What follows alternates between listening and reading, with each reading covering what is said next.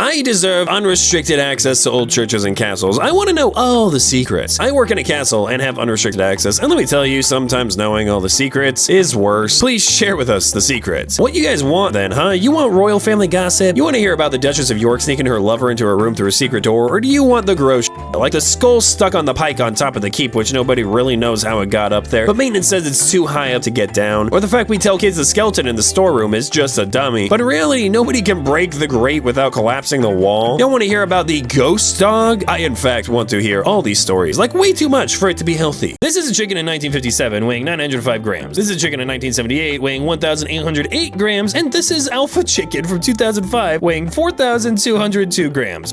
In hell, how old is this chicken? Lembas bread, Lord of the Rings, authentic Elvish bread. Ingredients: 2.5 cups flour, 1 tablespoon of baking powder, 1/4 teaspoon of salt, 1/2 cup butter, 1/3 cup brown sugar, a teaspoon of cinnamon, 1/2 teaspoon of honey, 2/3 cup of heavy whipping cream, 1/2 teaspoon of vanilla. Directions: preheat oven to 425. Mix the flour, baking powder, and salt in a large bowl. Add the butter and mix with a well till fine granules. Easiest way is with an electric mixer. Then add the sugar and cinnamon and mix them accordingly. Finally, add the cream, honey, and vanilla and stir them in with a fork until a nice thick dough forms. Roll the dough out about 1/2 inch in thickness. Cut out 3-inch squares and transfer the dough to a cookie sheet. Crisscross each square from corner to corner with a knife, lightly, not cutting through the dough. Bake for about 12 minutes or more, depending on the thickness of the bread, until it is set and lightly golden. Let cool completely before eating. This bread tastes better room temperature and dry. Also, for more flavor, you can add more cinnamon or other spices. This has been going on for too long. Let's check it. 2 hours later. It's moving. Good. I use the cursor like a normal person. Costumes do not equal consent. I recently went to a con with some friends, and you can see these posters all over the expo grounds. I think I speak for everyone when I say that this is a job well done. I disagree. I think costumes do equal consent. If a guy goes up to you while you're wearing a Harley Quinn costume and makes you feel uncomfortable, you automatically have his consent to knock him right in the face with a hammer. I mean, he did willingly walk up to a kick-butt villain. I got really pissed at first, and then I kept reading. Hell is real. Fun fact, the infamous Hell is real sign is about halfway between where I go to college and my mom's house, so it's become common practice to text her an out-of-context Hell is real message to let her know I'm getting close when I visit. And if that's not the best summary of Ohio, I don't know what is. Mom, to you and Leah, hell is real, see you soon. Mom's coming to visit. How do I attract a ton of crows and ravens to my yard? Me and my wife are gonna be first-time homeowners, and we have an odd sense of humor. We really want to be the ominous house covered in birds. Does anyone know tricks for befriending wildlife? To be clear, I'm looking for ways that won't put them in danger physically or anything that would change their diet and hurt them. Raw, in-shell peanuts. Too big for smaller birds, just with cayenne to discourage squirrels and such. If you're planning to establish a trade relationship, build a level platform that makes some good noise when you put out the peanuts, like corrugated tin or fiberglass panel with posts at the corners. Try to keep a consistent schedule and quantity. If and when they bring you something, give them a little something extra and put it in the same location as they're offering. If they bring you money, understand that you can and will trade them to raw people if you reward them for it. Okay, so this is Earring Magic Ken, who was introduced in 1992 and discontinued shortly thereafter. Basically, Mattel had done a survey and discovered that girls didn't think Ken was cool enough. So someone had the bright idea to research coolness by sending people to raves, which at the time were mostly hosted and attended by gay men. So they went to those raves and took notes on what the fashions were and finally landed on this outfit, mesh shirt and all. This doll became the best-selling Ken doll in history, mostly because gay men bought it in droves. Many of them said his necklace was supposed to be a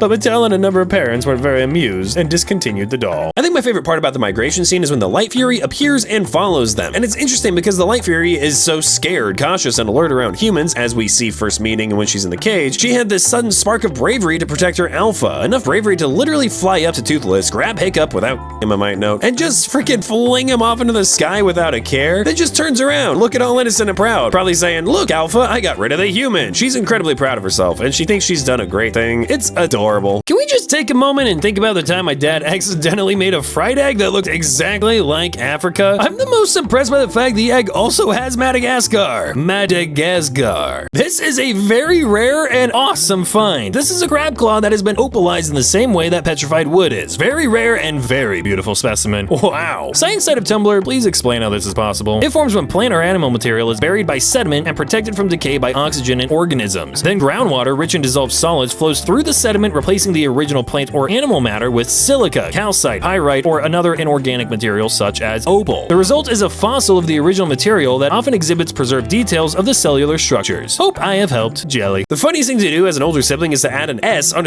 your younger sibling says. Oh, you're playing Pokemons? You're booting up Fortnites on the Switch? Skyrims? Because it's the closest thing humans have to a rage spell. OP, you are missing the power of the, as in the Pokemon or the Fortnite. Hell, I just say the Costco and everyone around me loses their shit. Once you're over the age of 30, you can put these two hands together and instantly deal out 15 points of psychic damage to anyone under the age of 21 within hearing range. I had a strange dream where I learned a new system for recording numbers based on waves and dots. Has anyone seen this before? What did I dream about? One adult ticket, please. I could tell you're 3 sheep in a trench coat. Are you sure? Yes, look. 1, 2, 3. Shh.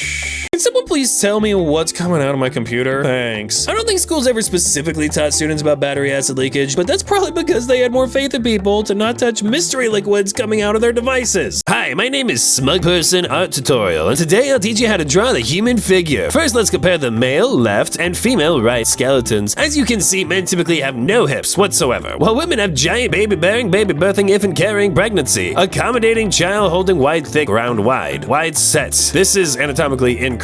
There are no bones and titties. I went to the farmer's market yesterday, and at the honey guy's booth, there were all these bees just hanging out, checking out the beeswax tabs floating around the honey jars, not being aggressive, just really gentle investigating or something. And as he was giving me a sample of the wildflower honey, one of them landed on his hand, and he just took a drop from the jar and dabbed it on his hand for the bee. And when I asked if they were his bees, he said, no, but they show up every time I come out. I think they just know my truck. And this guy is well known among the local bees and lets them sit on his hand and eat his honey, and I just really like the bee guy. What more of an endorsement could you hope for? You met a forest nymph. People, especially games, get Eldritch Madness wrong a lot, and it's really such a shame. An ant doesn't start babbling when they see a circuit board, they find it strange. To them, it's a landscape of strange angles and humming monoliths. They may be scared, but that is not madness. Madness comes when the ant, for a moment, can see as a human does. It understands those markings or words, symbols with meaning, like a pheromone, but infinitely more complex. It can travel unimaginable distances to lands unlike anything it has seen before. It knows of mirth, embarrassment, love, concepts unimaginable before this moment, and then it's an ant again. Echoes of things it cannot comprehend swirl around its mind. It cannot make use of this knowledge, but it still remembers. How is it supposed to return to its life? The more the ant saw, the harder it is for it to forget. It needs to see it again, understand again. It will do anything to show others, to show itself. Nothing else in this tiny world matters. This is madness. I hate when people are like,